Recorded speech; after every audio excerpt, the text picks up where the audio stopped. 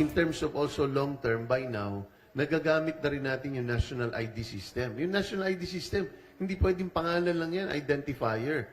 Dapat yan ay unique ID number, nakalagay ang anong trabaho mo, magkano kinikita mo, meaning nasaan ka in the entire economic decile. Nakikita. Para itong magiging basehan, para tayo namimigay ng ayuda pagdating sa ganitong klaseng krisis. Ikaw ba'y fisherfolk? Ikaw ba'y magsasaka? Ikaw ba'y operator? Ikaw ba'y walang kinalaman? Hindi ka makakatanggap kung wala kang hindi ka apektado.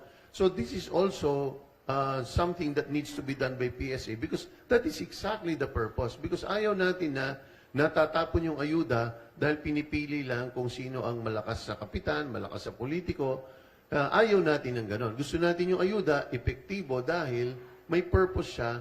Ayaw natin mag-spread yung contagion, ayaw natin mag-spread at lumala yung sakit, doon lang siya dapat concentrated kung nasaan ang problema. So, iniisa-isa na po natin yun, lahat ng, at ang balak natin is, pag nag-resume po kami ng first week of May, ay meron na po tayong omnibus bill na malabayanihan 3 by that time.